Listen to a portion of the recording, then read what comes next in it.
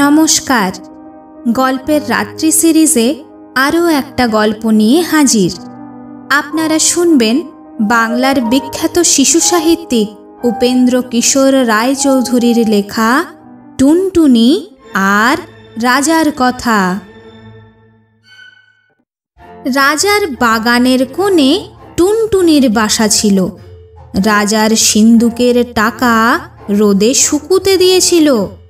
সন্ধ্যার সময় তার লোকেরা তার একটি টাকা ঘরে তুলতে ভুলে গেল। টুনটুনি সেই চকচকে টাকাটি দেখতে পেয়ে তার বাসায় এনে রেখে দিলে আর ভাবলে, ইস, আমি কত বড়লোক হয়ে গেছি। রাজার ঘরে যে ধন আছে আমার ঘরে সেই ধন আছে। তারপর থেকে সে খালি এই কথাই ভাবে আর বলে, রাজার ঘরে যে ধন আছে টুনির ঘরেও সে ধন আছে। রাজা তার সভায় বসে সে কথা শুনতে পেয়ে জিজ্ঞেস করলেন, হ্যাঁ রে, পাখিটা কি বলছে রে? সকলে হাত জোড় করে বললে, মহারাজ, পাখি বলছে আপনার ঘরে যে ধন আছে ওর ঘরেও নাকি সেই ধন আছে।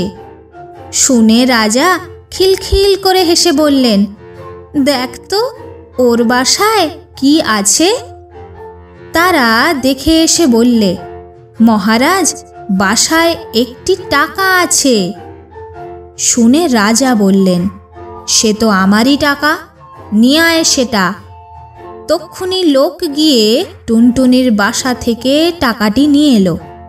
সে বেচারা আর কি করে, সে মনের দুঃখে বলতে লাগলো, রাজা বড় ধনে কাতর, টুনির ধন নিলে বাড়ির ভিতর। শুনে রাজা আবার হেসে বললেন, পাখিটা তো বড় ঠেঁটা রে, যা ওর টাকা ফিরিয়ে দিয়ায়। টাকা ফিরে পেয়ে টুনির বড় আনন্দ হয়েছে। তখন সে বলছে, রাজা ভারী ভয় পেল, টুনির টাকা ফিরিয়ে দিল। রাজা জিজ্ঞেস করলেন, আবার কি বলছে রে? সভার লোকেরা বলছে যে মহারাজ নাকি বড্ড ভয় পেয়েছেন, তাই ওর টাকা ফিরিয়ে দিয়েছেন। শুনে তো রাজামশাই রেগে একেবারে অস্থির। বললেন, কি এত বড় কথা, আন্ত ধরে ব্যাটাকে ভেজে খাই। যেই বলা অমনি লোক গিয়ে টুনটুনি বেচারাকে ধরে আনলে। রাজা তাকে মুঠোয় করে নিয়ে বাড়ির ভিতর গিয়ে রানীদের বললেন, এই পাখিটাকে ভেজে আজ আমাকে খেতে দিতে হবে। বলে তো রাজা চলে এসেছেন। আর রানীরা 7 জনে মিলে সেই পাখিটাকে দেখছেন। একজন বললেন, কি সুন্দর পাখি, আমার হাতে দাও তো একবার দেখি। বলে তিনি তাকে হাতে নিলেন। তা দেখে আবার একজন দেখতে চাইলেন।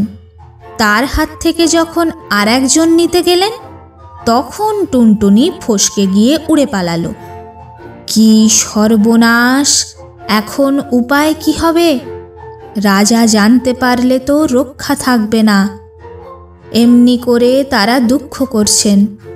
এমন সময় একটা ব্যাঙ সেইখান দিয়ে থপ থপ করে যাচ্ছে।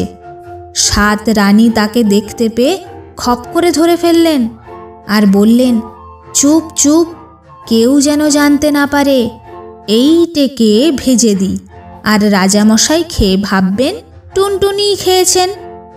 সেই ব্যাঙটার ছাল ছাড়িয়ে তাকে ভেজে রাজামশাইকে দিলে তিনি খেয়ে ভারী খুশি হলেন। তারপর সবে তিনি সভায় গিয়ে বসেছেন আর ভাবছেন, এবারে পাখির বাছাকে জব্দ করেছি। অমনি টুনি বলছে, বড় মজা, বড় মজা, রাজা খেলেন ব্যাঙ ভাজা। শুনেই তো রাজামশাই লাফিয়ে উঠেছেন। তখন তিনি থুতু ফেলেন, ওয়াক তোলেন, মুখ ধোন, আরও কত কি করেন। তারপর রেগে বললেন, 7 রানীর নাক কেটে ফেলো। অমনি জল্লাদ গিয়ে 7 রানীর নাক কেটে ফেললে। তা দেখে টুনটুনি বললে, এক টুনিতে টুনটুনালো, সাত রানীর নাক কাটালো। তখন রাজা বললেন, আন বেটাকে ধরে, এবার গিলে খাবো, দেখি কেমন করে পালায়।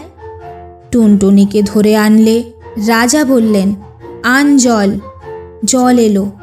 রাজা মুখ ভরে জল নিয়ে টুনটুনিকে মুখে পুরেই চোখ বুজে ঢক করে গিলে ফেললেন। সবাই বললে, এবারে পাখি জব্দ। বলতে বলতেই রাজা মশাই ভোঁক করে মস্ত একটা ঢেকুর তুললেন। সভার লোক চমকে উঠল, আর টুনটুনি সেই ঢেকুরের সঙ্গে বেরিয়ে এসে উড়ে পালালো। রাজা বললেন, গেল গেল, ধর ধর। অমনি 200 লোক ছুটে গিয়ে আবার বেচারাকে ধরে আনলো। তারপর আবার জল নিয়ে এলো, আর সিপাই এসে তলোয়ার নিয়ে রাজামশাইয়ের কাছে দাঁড়ালো। টুনটুনি বেরুলেই তাকে 2 টুকরো করে ফেলবে। এবার টুনটুনিকে গিলেই রাজামশাই 2 হাতে মুখ চেপে বসে থাকলেন, যাতে টুনটুনি আর বেরুতে না পারে। সে বেচারা পেটের ভিতরে গিয়ে ভয়ানক ছটফট করতে লাগলো। খানিক বাদে রাজামশাই নাক সিটকিয়ে বললেন, ওয়াক। অমনি টুনটুনিকে শুদ্ধ তার পেটের ভিতরের সকল জিনিস বেরিয়ে এলো। সবাই বললে, সিপাই সিপাই, মারো মারো, পালালো।